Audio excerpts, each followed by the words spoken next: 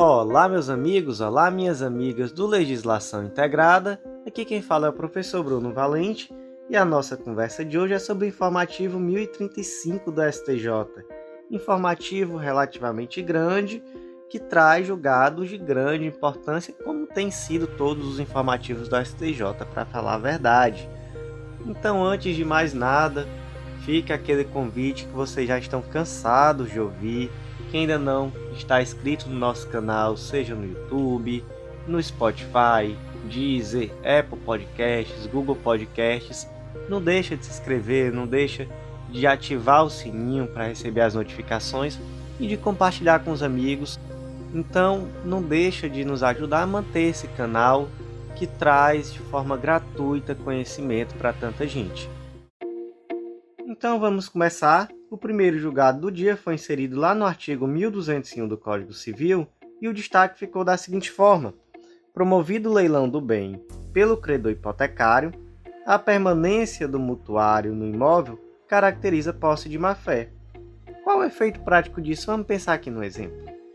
O Joãozinho, ele pegou um empréstimo no banco e, como garantia desse empréstimo, ele deu a casa dele de hipoteca. Ele não pagou o empréstimo e aí foi feito o leilão do imóvel. Só que o Joãozinho não saiu, ele resistiu, disse que não ia sair. Passou o tempo e ele precisou fazer uma reforma no imóvel, uma benfeitoria útil. E aí vamos relembrar essa classificação que está lá no Código Civil. Benfeitoria necessária é aquela benfeitoria que tem por fim evitar a deteriorização do imóvel. Então, por exemplo, tem uma coluna que está com uma infiltração. Aí é necessário, é urgente que se corrija esse defeito, porque isso pode levar inclusive à ruína do bem, pode fazer com que esse imóvel desabe, etc. Enfim, é uma questão até de segurança. Benfeitoria necessária. Benfeitoria útil é aquela que facilita e aumenta o uso do bem. Então, por exemplo, imagina que a casa tem 2 andares, mas ela tem uma escada improvisada. No lugar de ter uma escadazinha de alvenaria normal, como a gente é acostumado, imagina que na casa só tem uma escada daquelas de obra, e as pessoas usam essa escada para subir. E aí a pessoa que mora na casa, ela resolve construir uma escadazinha de alvenaria normal. Isso é o quê? Isso é uma benfeitoria útil. Essa benfeitoria ela vai aumentar e facilitar o uso do bem. E em terceiro lugar, as benfeitorias voluptuárias, que são aquelas de mero deleite ou recreio, que não aumentam o uso habitual do bem, apesar de tornar mais agradável. Então aqui, por exemplo, uma piscina. É o melhor exemplo, uma piscina, uma churrasqueira, algo que você coloca ali, então somente pelo deleite, né? Para usar o termo que traz o Código Civil. Então, imaginem que foi uma benfeitoria útil que o Joãozinho fez nesse imóvel. Só que essa benfeitoria útil foi feita já depois do leilão, quando o Joãozinho ele já deveria sair do imóvel. Por quê? Porque o imóvel já foi leiloado, outra pessoa já comprou. E aí, pergunta-se, Joãozinho tem direito a ser indenizado por essa benfeitoria útil? Ele construiu a escada de alvenaria. Ele tem direito a ser indenizado? A resposta é não, ele não tem.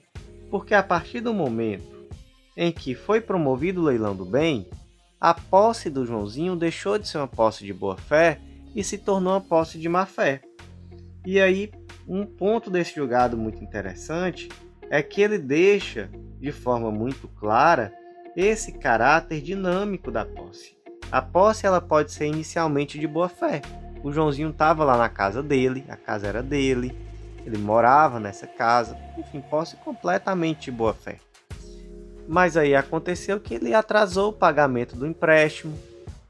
E aí, a partir do momento que ele atrasou esse pagamento, o banco passou por todo o trâmite e a casa já foi leiloada. A posse dele continua sendo de boa-fé? Não, não continua. E por que o Joãozinho não vai ter direito a essa benfeitoria, a indenização por essa benfeitoria? Aí a resposta vai estar lá no Código Civil. Vocês podem ler os artigos 1219 e 1220. Veja só, artigo 1219. O possuidor de boa-fé tem direito à indenização das benfeitorias necessárias e úteis, bem como, quanto às voluptuárias, se não lhe forem pagas, a levantá-las, quando o puder fazer sem detrimento da coisa, e poderá exercer o direito de retenção pelo valor das benfeitorias necessárias e úteis. 1220. Ao possuidor de má-fé, serão ressarcidas somente as benfeitorias necessárias. Não lhe assiste direito de retenção pela importância destas, nem o direito de levantar as voluptuárias. Então, olha só como é diferente o regime jurídico em relação ao possuidor de boa-fé e ao possuidor de má-fé. O de boa-fé tem direito a ser indenizado pelas benfeitorias úteis e necessárias, e as voluptuárias que não lhe forem pagas, ele ainda pode levantar, caso isso não traga prejuízo ao bem. Então, por exemplo, ele colocou um ofurô, ele pode retirar esse ofurô. É uma benfeitoria voluptuária, mas ele pode retirar. Já o possuidor de má-fé, ele só tem direito a ser ressarcido pela necessária, pela benfeitoria necessária. Então, por exemplo, a casa estava para cair, ele foi lá e reformou o pilar. Isso daí, ok, ele vai poder ser, ele deverá ser indenizado, mas ele não é indenizado nem pela benfeitoria útil e nem sequer tem direito de levantar a voluptuária e nem sequer também tem o direito de retenção até ser indenizado pelos valores. Então, veja só a importância dessa verificação da posse de má-fé nesse caso concreto. O próximo julgado do dia foi inserido lá na Lei 8.112 de 90, que é a Lei dos Agentes Públicos, e o destaque ficou assim: valores recebidos por servidores públicos por força de decisão judicial precária, posteriormente reformada, devem ser restituídos ao erário. E aí, gente, muito cuidado mesmo, porque isso aqui pode trazer muita confusão. Como é o caso concreto aqui? Adaptado, né, naturalmente. Imagina que o servidor público, Joãozinho de novo, vamos aqui para o Joãozinho, ele propôs uma ação e ele recebeu nessa ação uma sentença favorável, dizendo que ele tinha direito a receber um determinado adicional. Posteriormente, essa decisão foi cassada. Só que o Joãozinho, a partir do momento da sentença, ele já passou a receber dali para frente o adicional. Ele vai ter que devolver o dinheiro? Por essa decisão aqui do STJ, sim, ele vai ter que devolver. Por quê? Porque o STJ entende que o servidor, ele sabe que aquela ação não transitou em julgado. Portanto, ele está recebendo esses valores por um título precário. Se esse tipo de título precário em algum momento deixa de existir, deverá devolver os valores. Acontece que o STF tem uma posição um pouco mais favorável. Ela diz que o STF já decidiu, por mais de uma vez, mas eu destaco aqui esse julgado no informativo 923, que, havendo uma mudança de jurisprudência posterior, ao jurisdicionado deve ser reconhecida a possibilidade de não devolução desses valores. Então, por exemplo, o Joãozinho ele propôs a ação, ganhou em primeira instância, e naquele momento a jurisprudência era toda no sentido de que Joãozinho tinha razão. Só que aí houve recurso, nesse meio período a jurisprudência mudou. E uma decisão da STF, imaginem, e mudou aquilo que foi decidido no primeiro momento. E aí, Joãozinho vai ter que devolver o dinheiro? E o STF decidiu já por diversas vezes que não. E o motivo aqui é exatamente amparar essa boa-fé do servidor que estava recebendo o benefício concedido por uma decisão judicial amparada na jurisprudência dominante sobre o tema.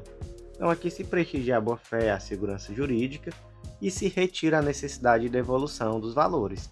Então veja só que posição mais benéfica ao servidor público essa posição do STF em relação à posição do STJ.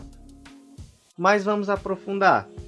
E no caso de sentença desconstituída por ação rescisória? Joãozinho ganhou a ação em todas as instâncias, só que depois de uma ação rescisória desconstituiu.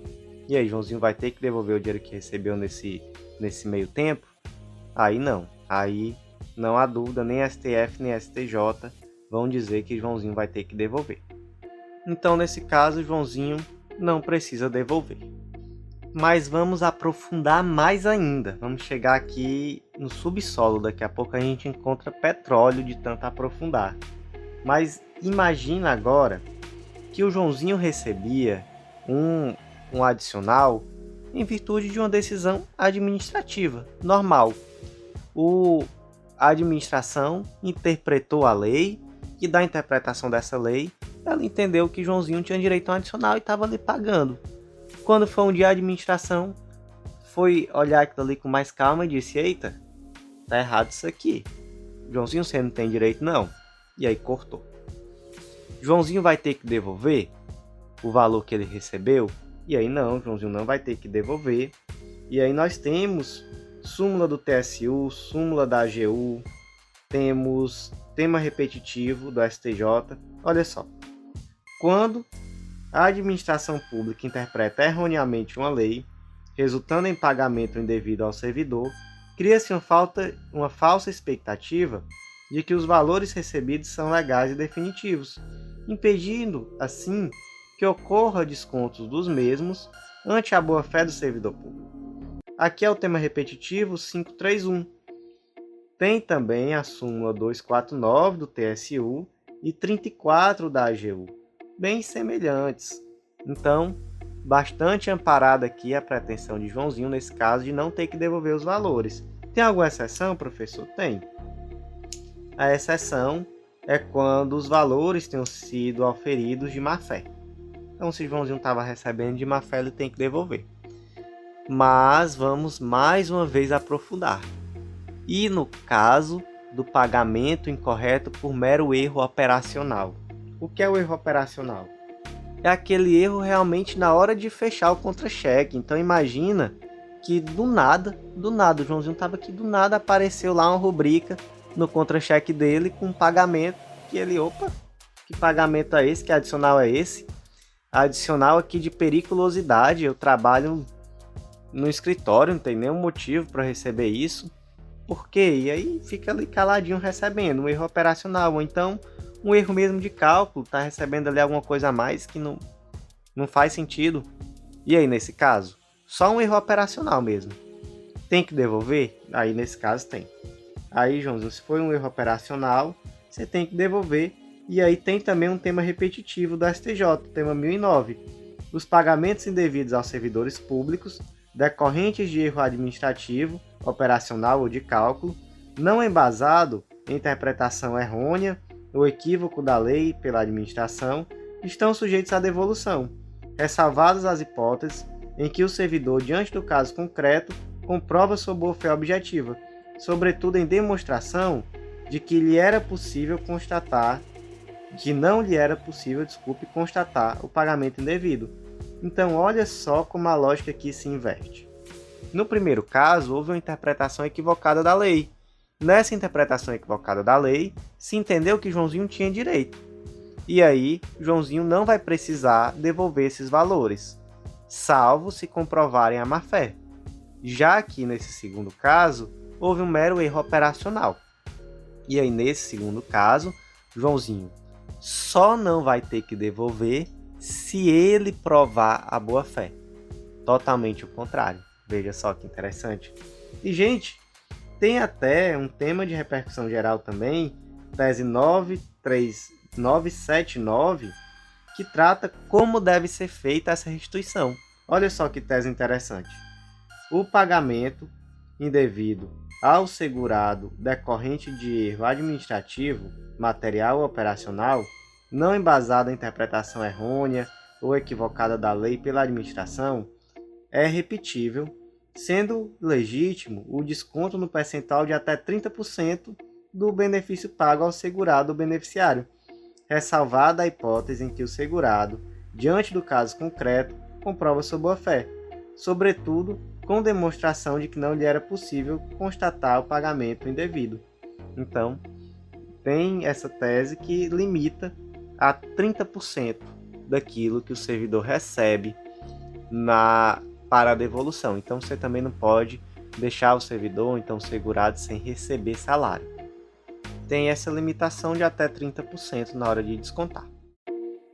O O próximo julgado foi inserido na Constituição Federal e o destaque ficou da seguinte forma: os juros de mora incidentes sobre o valor do precatório, devido pela União em ações propostas em favor dos estados e dos municípios, relativos às verbas destinadas ao Fundef/Fundeb, podem ser utilizadas para o pagamento de honorários advocatícios contratuais. Gente, o artigo 212-A diz que os estados, DF e municípios destinarão parte dos recursos a que se refere o artigo 212 dessa Constituição à manutenção e ao desenvolvimento do ensino na educação básica e à remuneração condigna de seus profissionais. E aí ele traz algumas disposições. E é interessante você aprofundar um pouquinho para saber o que é o Fundeb, mas aqui vamos tratar simplesmente de 2 pontos. Primeiro ponto, o Fundeb é um fundo de investimento na educação básica. Esse fundo ele tem uma destinação vinculada. A destinação deve ser necessariamente a educação básica. Segundo ponto, essa verba do Fundeb, quando o município não atinge o mínimo necessário, a União precisa complementar. Então imaginem que em determinadas situações acontece de haver discordância entre o município e a União se há ou não dever de complementação. Vocês conseguem imaginar que em alguns momentos surgem ações desse tipo, não é? E aí foi proposta uma ação. Nessa ação, foi decidido que sim, é necessário a União pagar uma complementação ao município. E aí, vamos pensar aqui na situação do advogado que propôs a ação em benefício do município. Essa verba, é possível reter uma parte dela para pagar os honorários do advogado? A resposta é não. Não é possível. Isso daí foi decidido, inclusive, pela STJ, saiu lá no informativo 643. Posteriormente, o STF também já decidiu em sentido bem semelhante ao STJ. Só que aqui foi feito um distinguish. Veja só que interessante.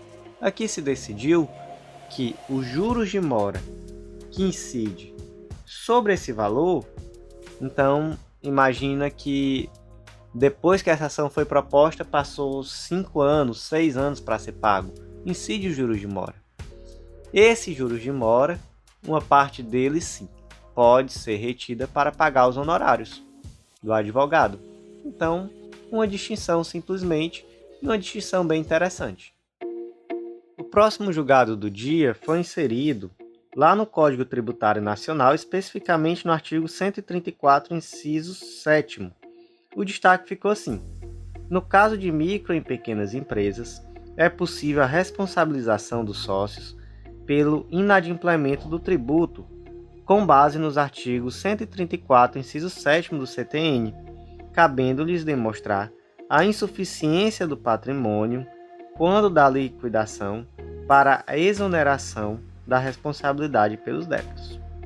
Meus amigos, o que diz o 134, inciso 7º do CTN?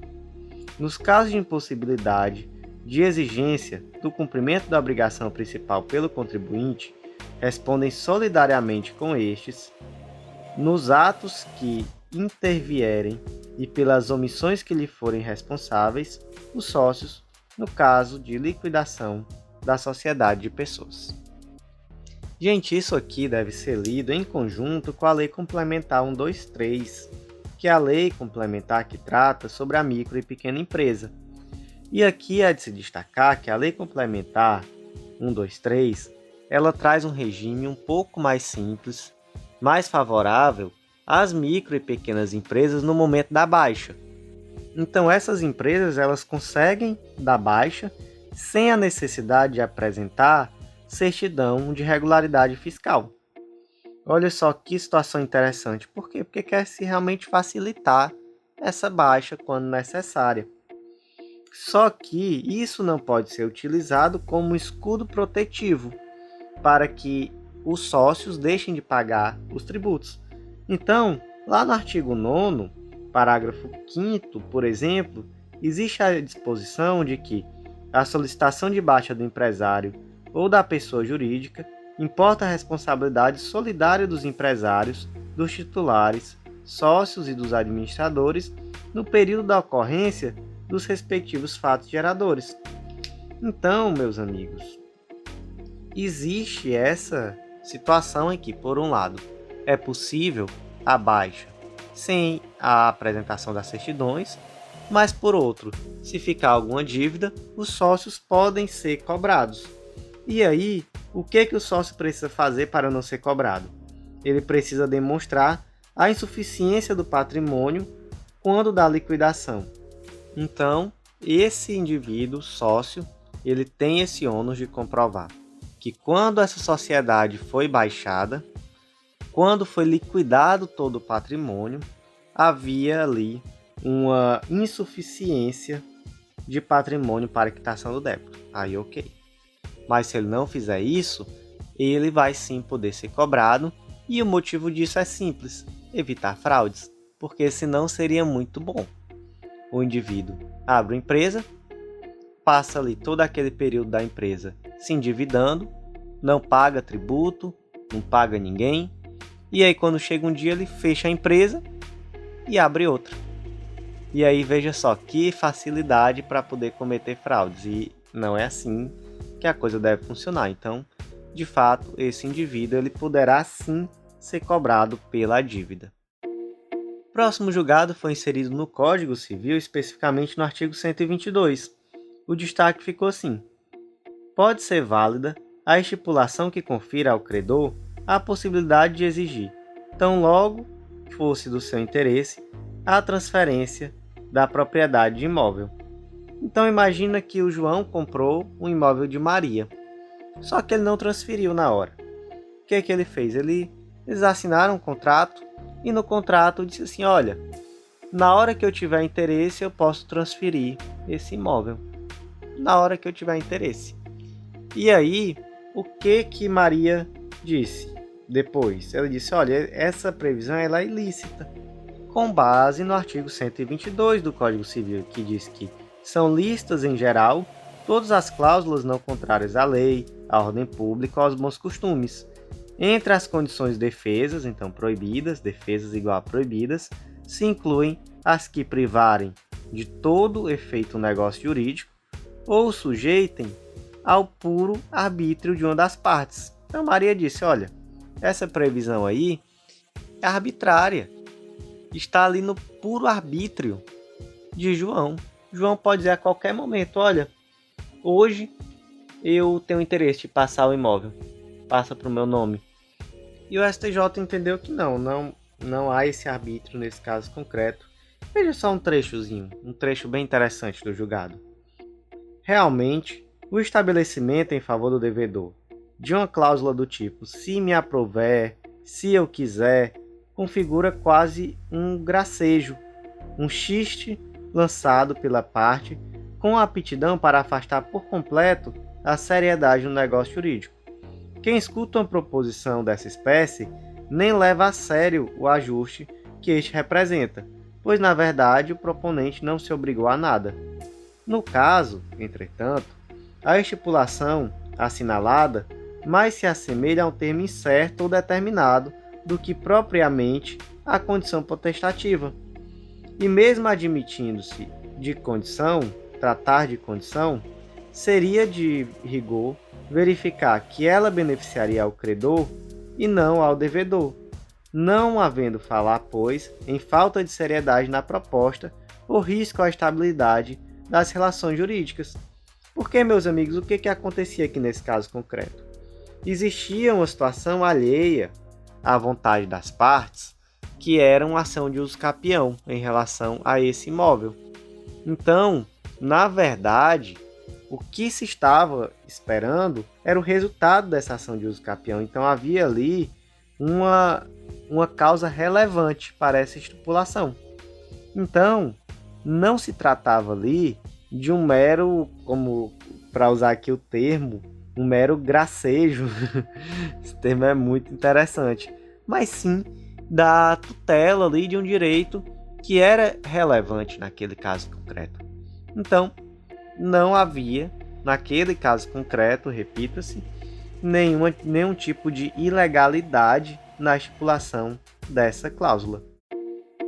próximo julgado do dia foi inserido também no Código Civil e o destaque ficou da seguinte forma: a solvência de créditos privilegiados detidos por credores concorrentes no concurso particular independe de se perquirir acerca da anterioridade da penhora, devendo o rateio do montante constrito ser procedido de forma proporcional ao valor dos créditos, artigo 962 do Código Civil. Aqui estamos diante de uma situação de insolvência do devedor, então veja só 955. Proceder-se-á a declaração de insolvência toda vez que as dívidas excedam a importância dos bens do devedor. Imagina, o Pedro, vamos mudar aqui o exemplo, né? A gente já falou muito do Joãozinho hoje. O Pedro ele estava devendo muito dinheiro, e aí imagina que a Francisca e a Antônia propuseram ações em face do Pedro, e as duas conseguiram penhorar um determinado bem que ele tinha. Penhoraram ali um carro.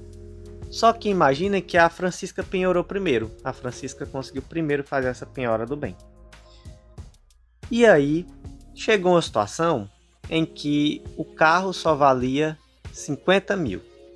Mas cada uma tinha um crédito de 30 mil. E aí fica a pergunta: como é que vai ficar?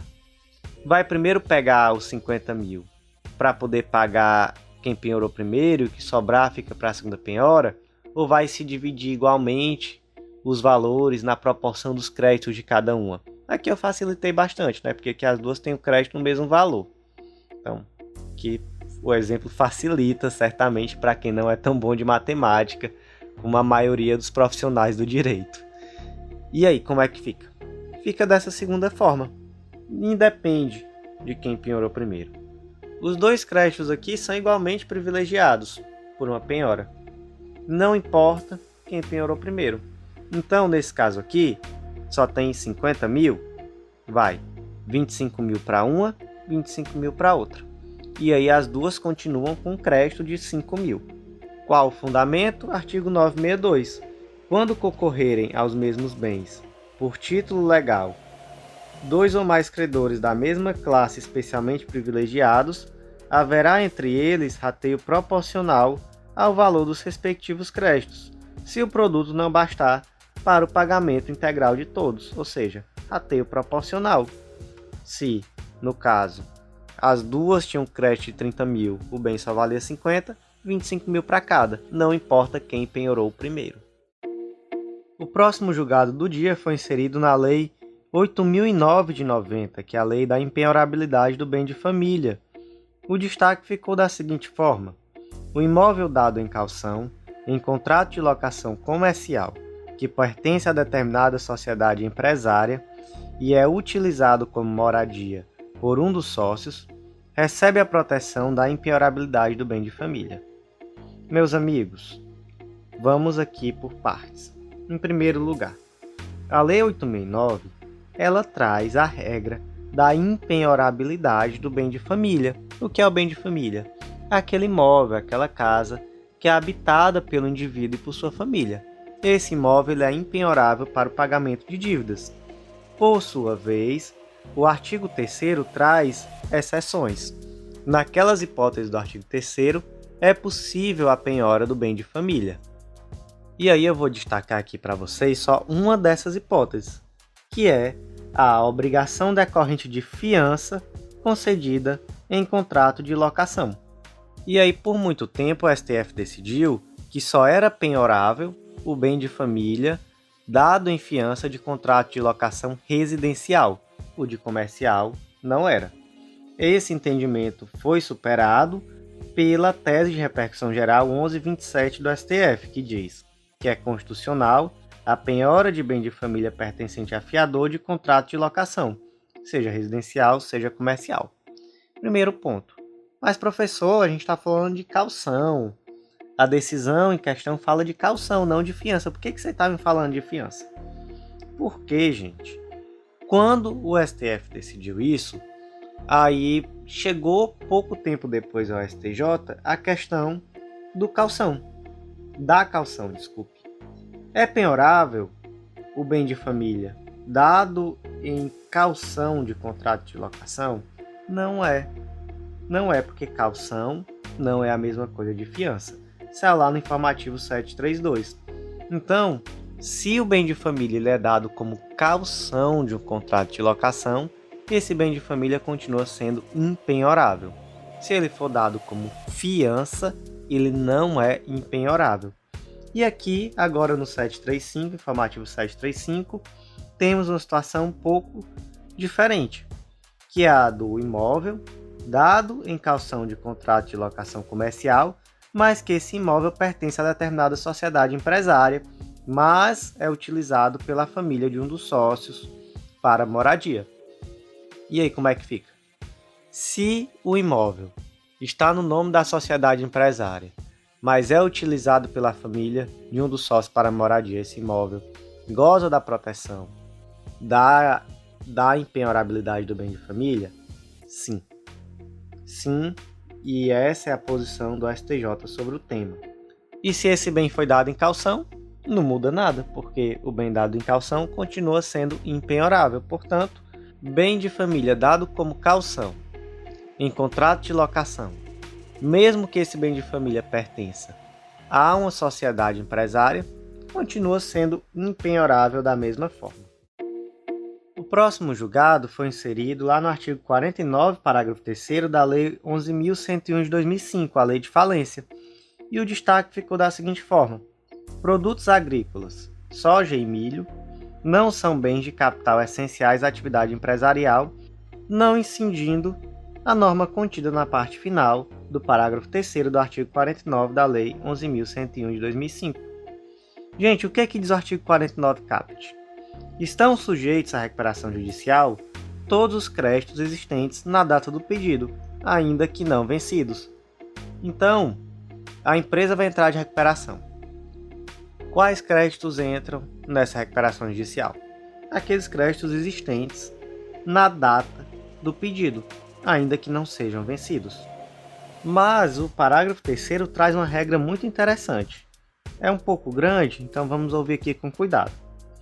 Tratando-se de credor titular, de posição de proprietário fiduciário de bens móveis ou imóveis, de arrendador mercantil, de proprietário ou promitente vendedor de imóvel, cujos respectivos contratos contenham cláusula de revogabilidade ou de retratabilidade, inclusive em corporações imobiliárias.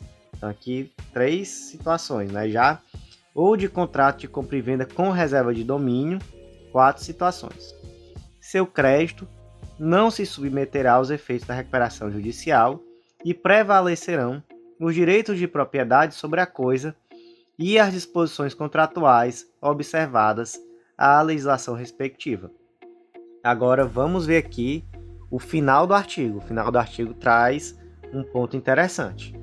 Não se permitindo, contudo, durante o prazo de suspensão a que se refere o parágrafo 4º do artigo 6º dessa lei, a venda ou retirada do estabelecimento do devedor dos bens de capital essenciais à sua atividade empresarial. Então, veja só a situação. Há determinados bens, há determinados créditos, ou melhor, que não se submetem ao efeito da recuperação judicial. Quais são esses créditos? Aí aqui trouxe 4 exemplos: crédito do proprietário fiduciário, do arrendador mercantil, enfim, etc. Entretanto, durante aquele período em que as obrigações da empresa em recuperação judicial ficam suspensas, durante esse período, não é possível nem sequer esses indivíduos aqui retirarem do estabelecimento os bens de capital que são essenciais à atividade comercial. Por quê? Porque imagina, a gráfica X entrou de recuperação judicial. Acontece que as máquinas dessa gráfica são arrendadas. Então, essas máquinas arrendadas, elas não entram na recuperação judicial, não é isso? Imagine, por exemplo, que o banco que arrendou essas máquinas, ele pudesse simplesmente ir lá e tirar as máquinas. Como é que a empresa trabalharia para sair da situação de crise? A empresa fecharia naquele exato momento. E aí, há 2 pressupostos. Não basta que esse bem seja considerado um bem de capital, ele também deve ser essencial à atividade produtiva. Então aqui, um bom exemplo disso é o maquinário necessário a própria atuação da empresa. E aí, em um caso concreto, a empresa quis dizer que o milho e a soja, os produtos agrícolas, eram bens essenciais à atividade da empresa. E aí o STJ disse que não, e ele diferenciou. Ele disse, olha, bem de capital são, por exemplo, o imóvel, as prensas, as máquinas, aquilo que você utiliza de bem essencial para a produção. Já os insumos que serão utilizados, eles são bens de consumo. Então, por exemplo, o milho e a soja são os bens de consumo que são utilizados na produção. Então, esses bens não estão acobertados por essa impossibilidade, por essa exceção prevista lá no artigo 49, parágrafo 3º, parte final. Próximo julgado do dia inserido no artigo 784, inciso 3 do Código de Processo Civil. O destaque ficou assim: não é cabível a extinção da execução pela ausência disjuntada das avanças anteriores e subjacentes ao contrato de confissão de dívida. Imagina que Zé deve Francisco. E aí ficou um problema, porque havia discussões sobre quanto Zé devia a Francisco, de que forma era essa dívida. E aí houve ali uma série de desavenças, conversaram, conversa vai, conversa vem, contrataram um perito, o perito fez os cálculos, e aí no final das contas celebraram ali um contrato de confissão de dívida. E aí esse contrato de confissão de dívida pode ser um título executivo, inclusive, né? Se atender ao que está ali no artigo 784, inciso 3. São títulos executivos extrajudiciais, o documento particular assinado pelo devedor e por duas testemunhas. Então, se atender a isso, é inclusive um título executivo extrajudicial. E aí, imagina que foi assinado esse contrato e o Francisco foi lá e executou esse contrato porque o Zé não pagou aquilo que ele assinou no contrato de confissão de dívida.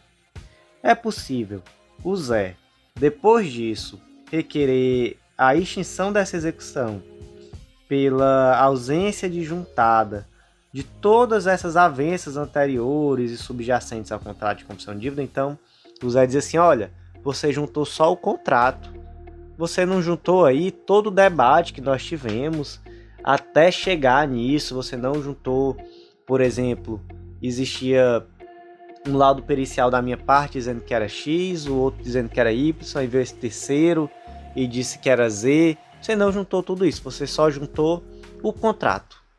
O contrato, especificamente, quem já assinou por último. Então, extingo essa execução, senhor juiz. É possível? Não, não é possível. Até porque, se foi feito o contrato, se chegou-se a um denominador comum, nada do que foi anterior importa mais. E digo mais, não é possível a discussão sobre aquilo que já foi decidido, já anuíram. O Zé ele já assinou ali o contrato de confissão de dívida. Então, não é possível ele, por exemplo, agora trazer que existe um equívoco no cálculo, porque tudo isso daí já foi objeto de discussão entre as partes antes da assinatura do contrato.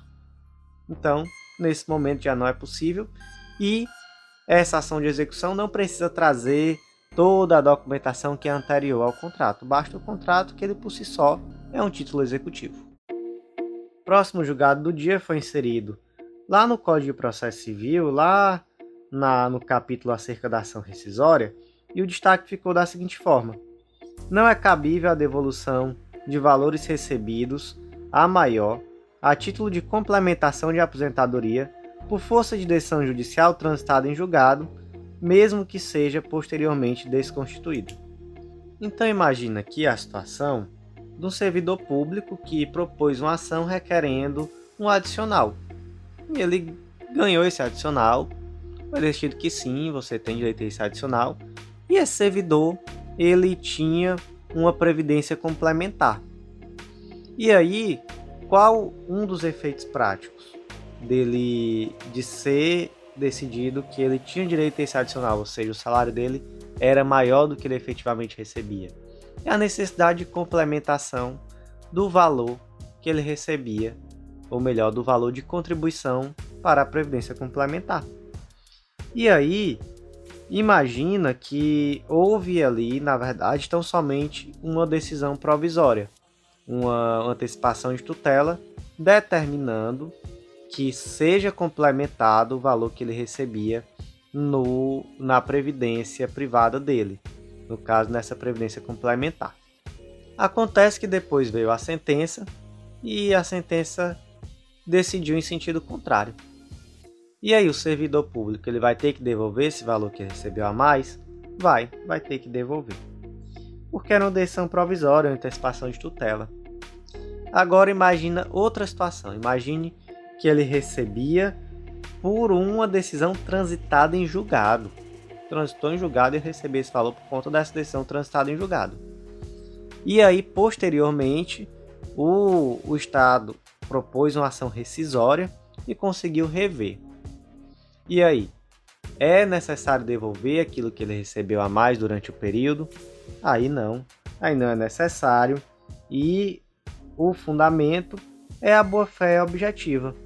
Então aqui temos uma situação em que o indivíduo estava recebendo esse valor a mais em virtude de uma decisão transitada em julgado. Ele tinha uma legítima expectativa de que não havia nada de errado e de que ele tinha direito efetivamente ao recebimento. Portanto, nesse caso, não é necessária a devolução de valores. Próximo julgado do dia, muita atenção, você é advogado e advogada.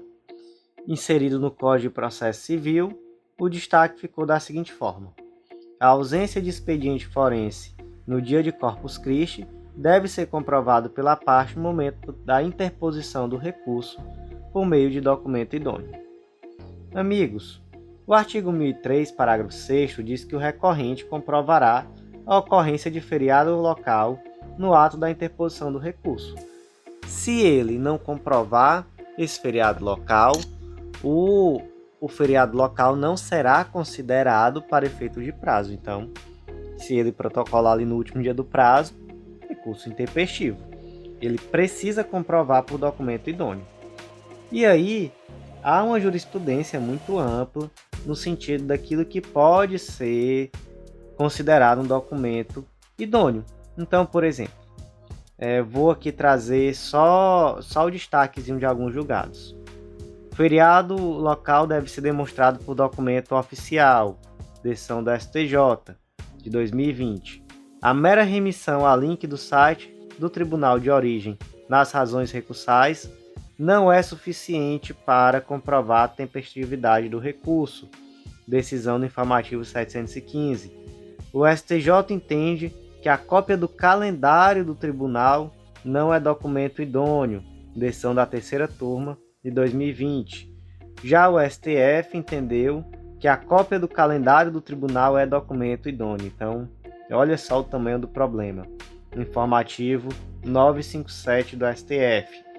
Então, na dúvida, junta documento oficial, junta a lei que institui o feriado local, a portaria do Tribunal de Justiça, etc. E aí aqui temos a questão do feriado de Corpus Christi. E o STJ disse que o feriado de Corpus Christi é feriado local, já que ele não está previsto em lei federal. Então, muito fácil de se enganar, porque a gente acha que Corpus Christi é um feriado nacional. Então, muito cuidado, é feriado local e é necessário comprovar no momento da interposição do recurso. Próximo julgado foi inserido no Código Penal, lá no artigo 33, e o destaque ficou da seguinte forma: dadas as peculiaridades do caso concreto, admite-se que o réu primário, condenado a pena igual ou inferior a 4 anos de reclusão, seja fixado o regime inicial aberto, ainda que negativada a circunstância judicial. Meus amigos, o artigo 33, ele traz, em primeiro lugar, que a pena de reclusão ela deve ser cumprida inicialmente em regime fechado, semiaberto ou aberto, e a de detenção inicialmente em regime semiaberto ou aberto. Claro que assim, mesmo a pena de detenção, o indivíduo pode chegar ao regime fechado através de uma regressão de regime, mas não inicialmente. Segundo ponto, o parágrafo 2º, ele diz que a pena privativa de liberdade ela vai ser exercida de forma progressiva e ela traz alguns parâmetros. Então, se o indivíduo é condenado a pena superior a 8 anos, ele começa em regime fechado. Se ele é não reincidente e a pena é superior a 4 e não excede 8, ele poderá iniciar no regime semiaberto. Se ele é não reincidente e a pena é igual ou inferior a 4, ele poderá, desde o início, cumprir em regime aberto. E o parágrafo 3º diz que a determinação do regime inicial far-se-á com a observância dos critérios previstos no artigo 59. Quais são os critérios do artigo 59? São as circunstâncias judiciais. São aquelas circunstâncias que são utilizadas na primeira fase da dosimetria. Para quem não se lembra, são 8. O juiz, atendendo à culpabilidade, antecedentes, conduta social, personalidade do agente, motivos, circunstâncias e consequências do crime, bem como o comportamento da vítima, estabelecerá, conforme seja necessário e suficiente, a reprovação e prevenção do crime. Então, meus amigos, olha só que interessante como é que funciona a fixação do regime inicial. Existem aqui 2 critérios. Primeiro critério, ou melhor, 3, não é? Primeiro critério, o indivíduo é reincidente ou não? Se o indivíduo for reincidente, a princípio aqui, não é? Ele já pega o regime fechado. A gente vai ver, vocês podem pegar o material depois com calma, vocês vão ver que não é bem assim, há alguns casos em que ele pode iniciar no semiaberto, enfim. Mas a princípio, reincidente, fechado. Se ele for não reincidente, aí você olha a pena. Inferior a 4, aberto. De 4 a 8, né? Superior a 4, não excede 8. Semiaberto, superior a 8, fechado do mesmo jeito. Só que aqui no parágrafo 3º, diz que o regime inicial ele vai ser definido também em observância às circunstâncias do crime, do artigo 59. Então, por exemplo, ainda que esse indivíduo tenha uma pena de inferior a 4 anos, se há alguma circunstância judicial negativa em tese, ele pode iniciar em regime mais gravoso, em tese. Só que o que o STF disse? Desculpa, o que o STJ disse aqui? Que, dadas as circunstâncias do caso concreto, admite-se ao réu primário, condenado a pena igual ou inferior a 4 anos, seja fixado o regime inicial aberto, ainda que haja circunstância judicial negativa. Então não é algo automático. Mesmo que hajam circunstâncias judicial negativa, o regime inicial pode ser o aberto. Então o que se decidiu foi isso. E aí, meus amigos, é muito interessante também ter em mente, aí por isso que eu peço a vocês que aprofundem no material escrito, que, por exemplo, em outros casos a STJ decidiu que aquele indivíduo reincidente, mas que pegou ali uma pena baixa, de até 4 anos, que as circunstâncias judiciais eram positivas, não teve nada negativado nas circunstâncias judiciais, e ali, de acordo com as circunstâncias do caso concreto, né, com o bem jurídico que foi afetado naquele caso, é possível ele iniciar num semiaberto ou num aberto. Então veja só que interessante, as circunstâncias judiciais tanto sendo utilizadas para colocar esse indivíduo em uma situação mais gravosa, quanto para colocá-lo em uma situação mais benéfica. O próximo julgado do dia foi inserido no Código Penal, mais especificamente lá no artigo 83, que trata sobre o livramento condicional.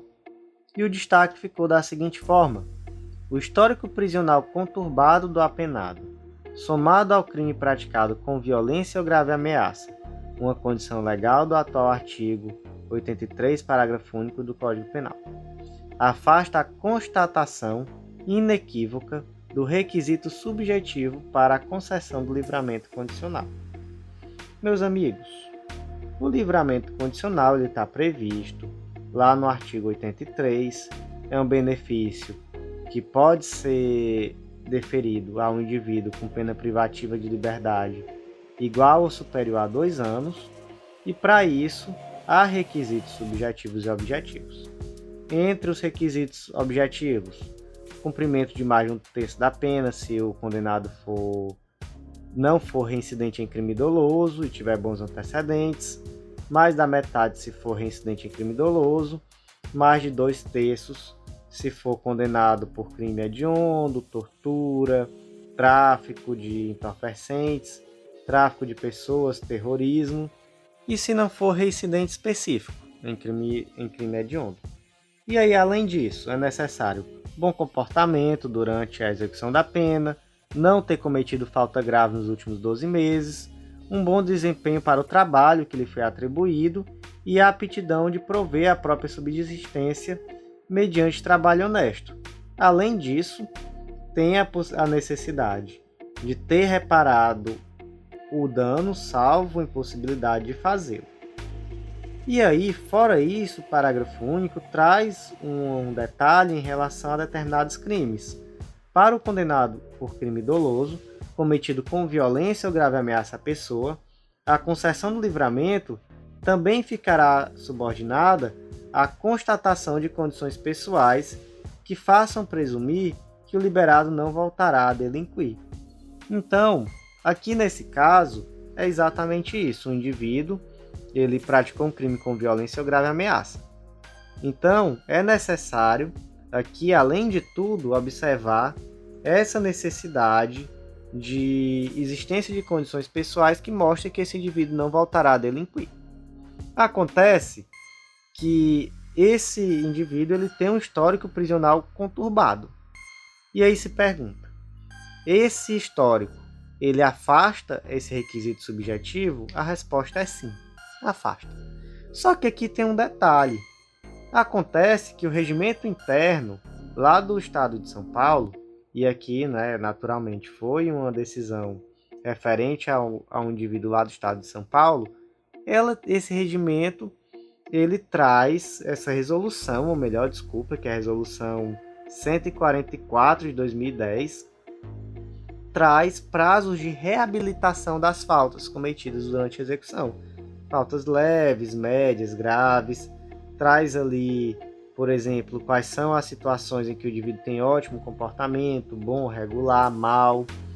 E aí essas faltas que ele cometeu já estavam reabilitadas, de acordo com essa resolução 144. E aí esse indivíduo ele disse, olha, como minhas faltas já estão reabilitadas, não é possível que você utilize essas faltas que eu cometi para dizer que eu não preencho os requisitos subjetivos para livramento condicional. E aí o STJ disse, olha, uma coisa não tem nada a ver com a outra. Não é o simples fato de já ter havido essa reabilitação que vai lhe trazer automaticamente o requisito subjetivo para livramento condicional, que é um requisito subjetivo muito mais amplo. Então veja só, bom comportamento durante a execução da pena, aqui essa resolução ela trata sobre o comportamento, se é bom ou mal, péssimo, isso daí é só um ponto. Mas além disso, não cometimento de falta grave nos últimos 12 meses, e aí também em relação a esse outro ponto também pode satisfazer, mas olha só os requisitos subjetivos em geral, além disso. Bom desempenho no trabalho, aptidão para prover a subsistência por trabalho honesto, e além disso, essa questão do parágrafo único, porque como é um crime com violência ou grave ameaça, ainda traz um ônus maior, que é a constatação de que esse indivíduo tem condições pessoais que levam a presumir que ele não voltará a delinquir. Então, nesse caso concreto, não se pode dizer que o simples fato dessas faltas graves já terem sido reabilitadas é suficiente para devolver o requisito subjetivo, já que aqui se exige muito mais para o livramento condicional. O próximo julgado do dia foi inserido no Código Penal, especificamente no artigo 155, parágrafo 4º, que trata do furto qualificado. O destaque ficou assim: excepcionalmente presentes nos autos elementos aptos a comprovar a escalada de forma inconteste, a prova pericial torna-se prescindível, ou seja, dispensável. Amigos, o furto tem uma forma qualificada, dentre as formas qualificadas lá no parágrafo 4º, ou melhor, existe a escalada. Então, o furto ele tem uma pena de reclusão de 1 a 4 anos, mas se esse furto é praticado mediante escalada, está lá no parágrafo 4º, inciso 2, a pena é de reclusão de 2 a 8 anos. Nos dois casos tem também multa. E aí a questão é que, para ser comprovada essa escalada, é necessário prova pericial, demonstrando que houve escalada. Mas e aí, professor, existe algum caso em que é possível suprir essa prova pericial, dispensar essa prova pericial? É possível, excepcionalmente, porque a regra é a necessidade de prova pericial. Mas olha só, excepcionalmente, quando presentes nos autos elementos aptos a comprovar a escalada de forma inconteste, pode-se reconhecer o suprimento da prova pericial. E aí, nesse caso concreto, houve inclusive a confissão do réu. Além disso, houve um laudo papiloscópico que identificou impressões digitais no local apontado pela vítima como sendo o local onde o réu pulou o muro. Então, veja só que dois elementos muito interessantes, três elementos, né? Então, confissão, a vítima afirmou que ele pulou o muro e ainda houve um laudo papiloscópico dizendo que realmente havia impressões digitais dele no local. Então, enfim, suprir mais do que isso, mais do que isso para suprir seria demais realmente. Então, nesse caso, se dispensou a necessidade desse laudo pericial específico para demonstrar a escalada. O próximo julgado do dia foi inserido também no Código Penal e o destaque ficou da seguinte forma: configura crime de corrupção ativa o oferecimento de vantagem devida a funcionário público para determiná-lo a omitir ou retardar ato de ofício relacionado com o cometimento de crime de posse de drogas para uso próprio. Gente, artigo 333 do Código Penal, corrupção ativa, oferecer ou prometer vantagem devida a funcionário público para determiná-lo a praticar omissão ou retardar ato de ofício. No caso concreto aqui, o indivíduo estava utilizando droga para uso próprio, crime do artigo 28. E aí ele ofereceu uma vantagem ao servidor público, ao policial, para que ele não fosse levado até a delegacia, não passasse por toda aquela situação. E aí veja só a situação. O crime do artigo 28, ele continua sendo um crime, mas ele sofreu uma despenalização. Quais são as penas previstas? Advertência sobre os efeitos das drogas, prestação de serviço à comunidade e medida educativa de comparecimento a programa ou curso educativo. Essas são as penas. Só que esse indivíduo, que ele é pego utilizando droga, ele deve ser conduzido ao juízo e deve ser lavrado um TCO, um termo circunstanciado de ocorrência. E aí o que ele faz? Ele chega no policial e diz: pô, não me leva não, eu não quero ter que passar por isso, não quero que seja lavrado um TCO contra mim, não quero, enfim, sofrer qualquer dessas represálias, então toma aqui R$50 para tu não me levar. E aí o que ele fez? Ele praticou um crime com pena de reclusão de 2 a 12 anos, para poder se livrar de um crime com pena de receber uma advertência sobre efeito de droga, prestar serviço à comunidade ou praticar uma medida educativa de comparecimento a programa ou curso educativo. Então, não compensa. Não compensa, né? Realmente valeria mais a pena responder só pelo artigo 28. Mas agora, além disso, ele também pode ser condenado por corrupção ativa, pena de reclusão de 2 a 12 anos e multa. O próximo julgado do dia foi inserido no Código de Processo Penal e o destaque ficou da seguinte forma: a eventual incidência da causa de aumento descrita na parte final do artigo 1º, parágrafo 4º da Lei de Lavagem de Dinheiro, com redação dada pela Lei nº 12.683 de 2012, não constitui empecilho para o juiz manter a separação dos feitos nos termos do artigo 80 do Código de Processo Penal. Em primeiro lugar, qual é essa causa de aumento? Artigo 1º, parágrafo 4º da Lei de Lavagem de Dinheiro. A pena será aumentada de 1 a 2/3 se os crimes definidos nessa lei forem cometidos de forma reiterada ou por intermédio de organização criminosa. Então aqui necessariamente você vai ter uma reiteração criminosa do crime de lavagem de dinheiro ou intermédio de organização criminosa. Mas vamos lá para o que diz o artigo 80 do Código de Processo Penal. Será facultativa a separação dos processos quando as infrações tiverem sido praticadas em circunstâncias de tempo e de lugar diferentes, ou quando pelo excessivo número de acusados e para não lhes prolongar a prisão provisória ou por outro motivo relevante, o juiz reputar conveniente a separação. E aqui nesse caso nós temos um crime de lavagem de dinheiro que já é um crime que pressupõe a existência de outro crime anterior. E aqui nós ainda temos uma situação em que ou há ainda um crime de organização criminosa ou há vários crimes de lavagem de dinheiro, não só. Chegamos a uma situação em que o indivíduo, então, ele entendeu que por estar aqui essa circunstância, deveria tudo isso ser julgado em um só processo. Mas o artigo 80 do Código de Processo Penal traz circunstâncias em que é possível a separação dos processos, aqui facultativamente. Pelo quê? Por que vai ser possível a separação? Veja só. Quando o excessivo número de acusados puder prolongar a prisão provisória ou por algum outro motivo relevante, o juiz reputar conveniente a separação.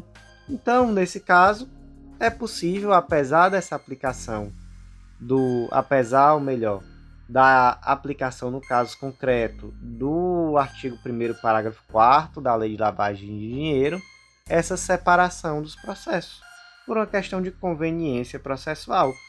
E aí, posteriormente, após fixada a pena de cada crime de lavagem, haverá, pelo juiz da execução, a soma e unificação das penas eventualmente impostas. Próximo julgado do dia, e aqui, gente, esse é o julgado mais importante de longe, assim, de longe, é o mais importante julgado dessa edição. Ficou aqui o melhor para o final, é o penúltimo julgado de hoje, e o destaque desse julgado inserido no Código de Processo Penal ficou da seguinte forma: a mera alegação genérica de atitude suspeita é insuficiente para a ilicitude da busca pessoal. Amigos, a busca pessoal está prevista no artigo 244 do Código de Processo Penal, que determina que a busca pessoal independerá de mandado, no caso de prisão, ou quando houver fundada suspeita de que a pessoa esteja na posse de arma proibida, ou de objetos ou papéis que constituam corpo de delito, ou quando a medida for determinada no curso de busca domiciliar. O que acontece? Acontece que existe uma rotina, um praxe, do policiamento ostensivo com a finalidade preventiva de abordar indivíduos na rua e fazer essa busca pessoal. Como é o nome disso? E aí cada estado, cada cidade tem um nome diferente para essa situação, mas, por exemplo, é o baculejo, o enquadro, a revista, a dura. Inclusive, esses termos, eles foram utilizados no julgado. O termo baculejo foi utilizado no julgado. Olha só que interessante. Aqui no Ceará a gente chama de baculejo mesmo.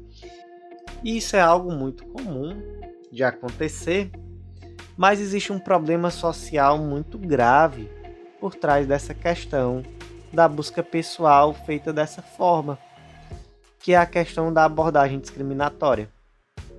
Então é inegável, é absolutamente inegável que indivíduos negros, pobres, que estejam ali vestidos de forma mais humilde, acabam sendo vítimas de abordagem de uma forma muito mais frequente do que pessoas em situação mais benéfica, brancos, de classe média, de classe alta. Em outros podcasts eu até já trouxe um exemplo pessoal. Gente, eu sou um branquelo de classe média, isso daí tá na minha testa, eu não tenho como esconder. E nem precisaria também, enfim, não preciso negar os fatos, obviamente. E eu já trouxe aqui uma vez uma história real que todos os dias eu ia de bicicleta até a academia e eu nunca fui parado pela polícia. E o Toninho, que é um rapaz que sempre trabalhou lá em casa, ele negro, gago, pobre, analfabeto, super trabalhador, um cara que nunca pegou nada de ninguém, uma pessoa fenomenal enquanto pessoa. Nunca quis nada de qualquer outra pessoa na vida dele. E o Toninho já foi enquadrado pela polícia, sabe-se lá Deus quantas vezes. E ele fazia o mesmo caminho que eu de bicicleta, num horário bem parecido. Às vezes eu passava por ele no caminho. E vez por outra ele vinha falar comigo. Perguntava se eu andava com a nota fiscal da minha bicicleta. Eu, Toninho, pelo amor de Deus, por que eu andaria com nota fiscal de bicicleta? E aí, enfim, a gente que é privilegiado não entende certas coisas. Ele sempre andou com a nota fiscal da bicicleta dele e já mostrou para a polícia algumas vezes.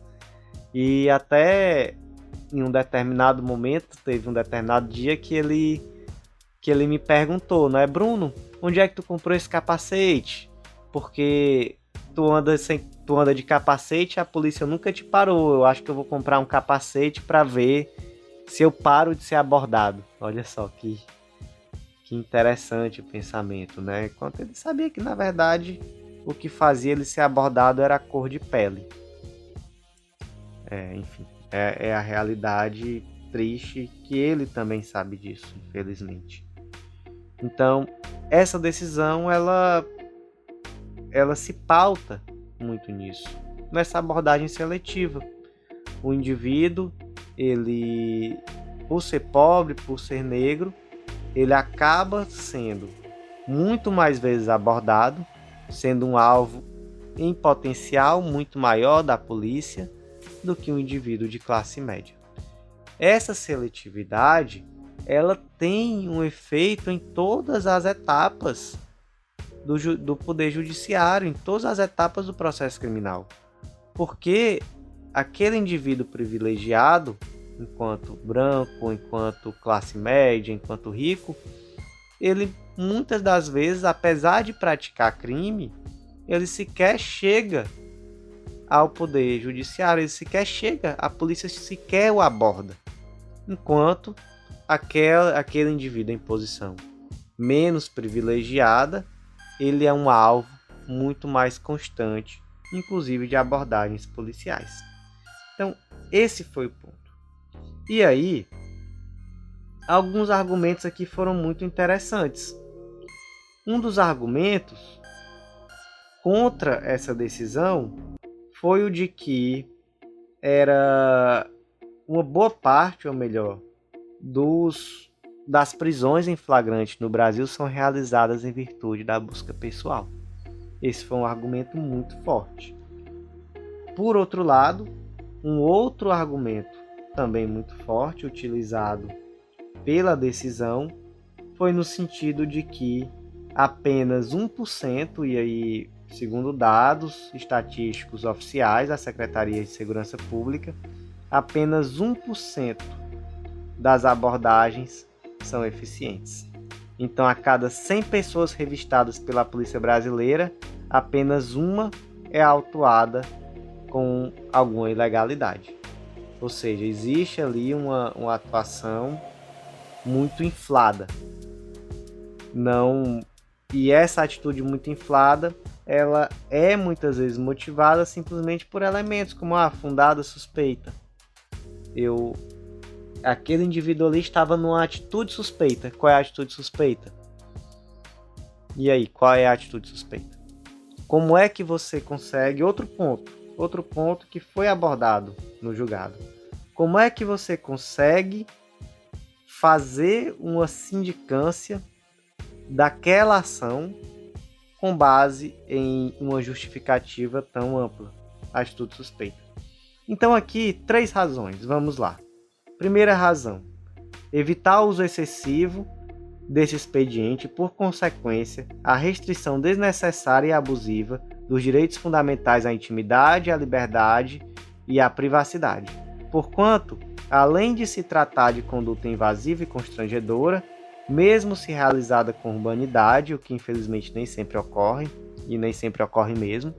Já conversei muito com o Toim, por exemplo, para trazer de novo o grande Toim ao debate, e não havia nenhuma urbanidade, era quase sempre chute na perna, e abre as pernas vagabundo, encosta, enfim. Também implica a detenção do indivíduo, ainda que por breves instantes. Então, existe ali, ainda que por um breve instante, a restrição da liberdade, uma situação constrangedora, muitas vezes desnecessária. Isso é verdade? Isso é verdade, gente. Isso acontece. Segundo ponto, garantir a sindicalidade da abordagem, isto é, permitir que tanto possa ser contrastada e questionada pelas partes, quanto ser sua validade controlada a posteriori por um terceiro imparcial, que é o Poder Judiciário, o que inviabiliza quando a medida tem por base apenas aspectos subjetivos, intangíveis e não demonstráveis. Terceiro ponto, evitar a repetição, ainda que nem sempre consciente, de práticas que reproduzem preconceitos estruturais arraigados na sociedade, como é o caso do perfilamento racial, reflexo direto do racismo estrutural. Gente, esses argumentos são pautados na realidade? São. Esses argumentos são pautados na realidade. Por outro lado, podemos também criticar essas decisões que têm sido muito recorrentes no sentido de reduzir a atuação policial em determinadas circunstâncias. Podemos porque, em alguma medida, isso também traz um prejuízo à atuação policial. Há situações em que o STJ entendeu que não havia fundada suspeita e eu, particularmente, diante do mesmo caso concreto, diria que havia. Diria que havia e não anularia um flagrante decorrente dessas circunstâncias. Então, assim, tudo merece ser criticado, tudo merece ser dialogado. Devemos ter em mente as situações e ter uma visão crítica. Mas, para que se feche aqui, tem um ponto também muito interessante que também foi abordado. E, gente, eu estou trazendo isso aqui com um pouco mais de cuidado, porque, como eu disse, é uma decisão muito importante. Isso aqui pode ser objeto de questões, inclusive, subjetivas, de provas orais, então é importante ter repertório. Outro ponto muito interessante que foi abordado na decisão foi o uso de câmeras pelos agentes de segurança. Então, por exemplo, lá na DPF 635, que foi a DPF das favelas, lá no âmbito do Rio de Janeiro, houve uma decisão no sentido de determinar que o Estado do Rio de Janeiro, no prazo máximo de 180 dias, instale equipamentos de GPS e sistemas de gravação de áudio e vídeo nas viaturas e nas fardas dos policiais.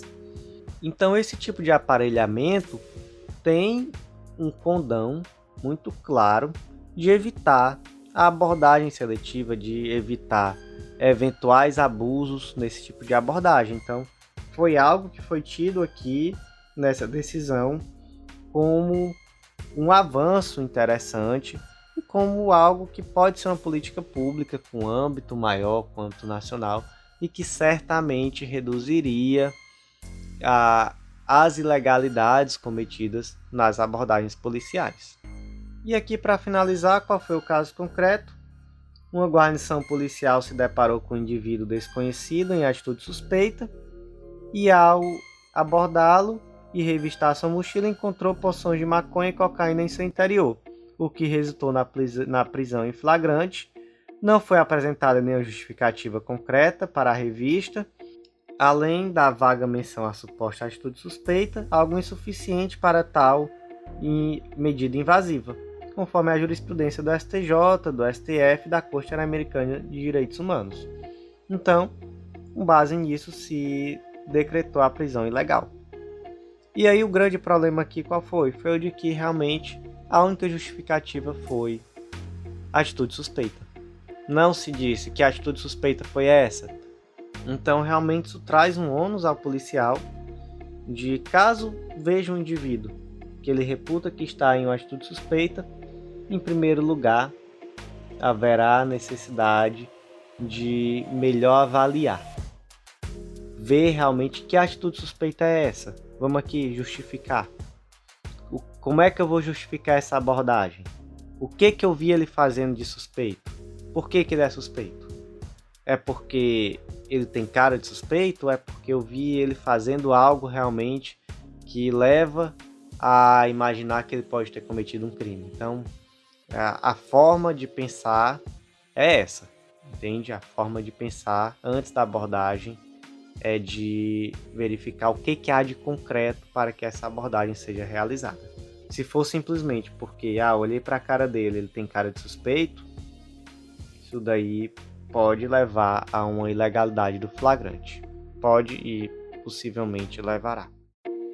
E o último julgado do dia foi inserido no Código de Processo Penal. O destaque ficou da seguinte forma: a escolha pelo magistrado de medidas cautelares pessoais em sentido diverso das requeridas pelo Ministério Público, pela autoridade policial ou pelo ofendido, não pode ser considerada como atuação ex officio. Meus amigos, essa decisão vai muito ao encontro de outras decisões muito recentes do STJ. Decisões que inclusive foram além, para falar a verdade. O que acontece? Com a Lei 13.964, mal apelidada de pacote anticrime, houve a previsão de que não é mais possível a decretação de medidas cautelares de ofício pelo juiz. Então, o juiz não pode mais, por exemplo, decretar uma preventiva de ofício, ou mesmo alguma outra cautelar diversa da prisão, como, por exemplo, comparecimento periódico em juízo, proibição de frequência em determinados lugares, proibição de ausentar-se da comarca, monitoração eletrônica, etc. Não pode sem requerimento. A questão é que o Ministério Público, o ofendido, a autoridade policial podem requerer a determinação de determinada medida cautelar. Então, por exemplo, imagina que o Ministério Público requereu a proibição de acesso ou frequência a determinados lugares. O juiz, ele só vai poder decretar aquela cautelar que o Ministério Público pediu? Não. O juiz vai poder decretar qualquer uma cautelar prevista lá no artigo 319. Por quê? Porque o contrário seria transformar o juiz em um mero chancelador daquilo que está pedindo o Ministério Público, ou o ofendido, ou a autoridade policial. Então, na verdade, devemos interpretar o pedido do Ministério Público, ou enfim, de quem quer que seja, como um pedido de aplicação de medida cautelar. E o juiz pode escolher qual medida cautelar vai aplicar. É isso o que se decidiu aqui no informativo 735 da STJ. O juiz não fica 100% vinculado àquele requerimento, mas sim o que se entende aqui houve requerimento de medida cautelar? Houve.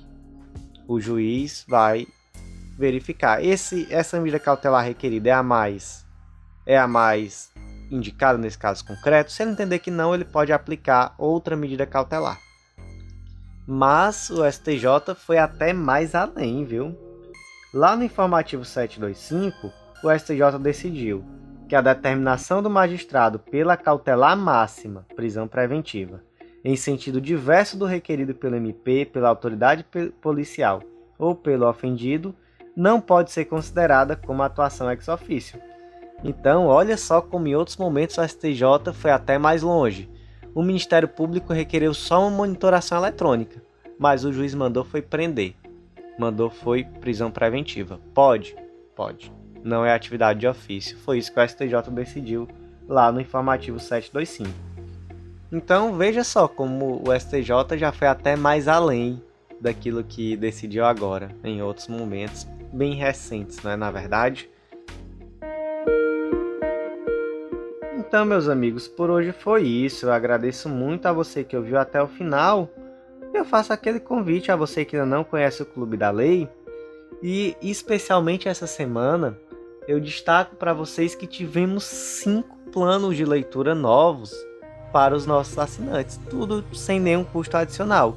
Então, você que já é nosso assinante, você tem acesso só essa semana, só de novidade, ao plano de leitura para a Magistratura de Santa Catarina, para Juiz Federal do TRF4, um plano base novo também para Juiz Federal, que era igual ao plano antigo, que tinha 100 dias, só que esse só com 59 dias, então com metas diárias um pouco maiores para você cumprir em menos tempo.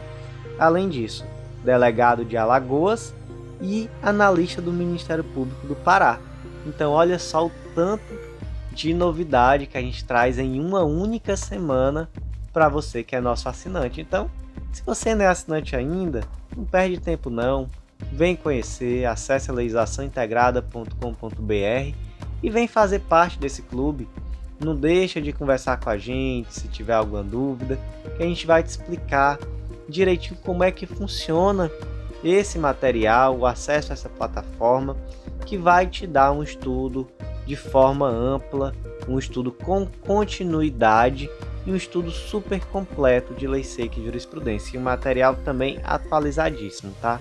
Além desses 5 planos de leitura, conseguimos no decorrer da semana, como temos conseguido desde o começo desse projeto, há mais de 2 anos, manter o nosso material 100% atualizado pelos informativos da semana. Então hoje, informativo de número 84 já está na plataforma e nele já contém todos os informativos da STF, STJ e atualizações legislativas até a data em que ele foi postado. Então, meus amigos, por hoje foi isso. Agradeço muito a vocês e até a próxima.